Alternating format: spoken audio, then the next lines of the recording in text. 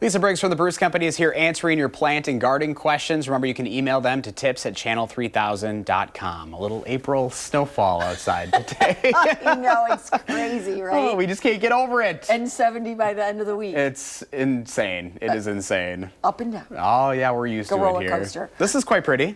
Pansies. Very spring-like. Yeah, pansies are something that you can put out now. Tonight, it's going to go down into the 20s, so of course you'd want to bring them in, Pull them put them in in the garage, or Yep. bring them into your house. But they are a pretty hardy early annual, along with things like petunias, nemesia, stock, snapdragons. But as with all those things, when we are doing this, you might have to bring them in. We're not quite there yet. Not quite there But something yet. to give us a little bit of, Gives you a little hope. happiness, right?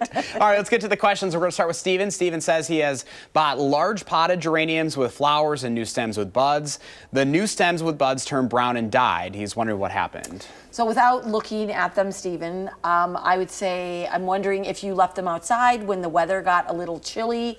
Geraniums really like the temps to be around 40. And so we've had some nights that have been lower than that. The other thing might be a watering situation. It sounds from your description more like it's an overwatering than an underwatering, but it's hard to know without seeing it. So just make sure that the pots have drainage and they're being well drained, and then maybe bring it in when nights are going to be below 40. All right, question 2 comes from Deb. Deb says her overwintered mandevilles have drowned some. She's wondering when she can put them out and when to cut them back. So mandevillas are a tropical plant, so they're really not going to want to go outside till night temps are consistently above 50.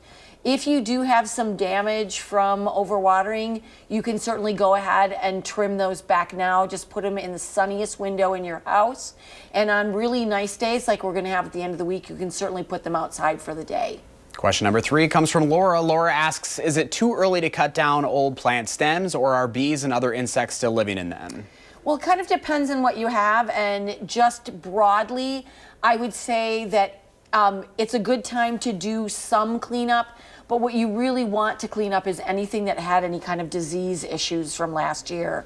So if you had powdery mildew on your peonies or rust on some lilies or something like that, that's the stuff that you absolutely want to clean up, bees or not, because those diseases can overwinter and then reinfect your plants as the new ones emerge. Some good questions today as we're talking about spring. I know it's that transitional time. Everybody wants to be out there working. That's right now. exactly it, especially with some nicer weather in the forecast. You want to get outside, get some fresh air. Absolutely. Do you want to do something? Yes. Anything. We're almost there. All right, Lisa, thank you.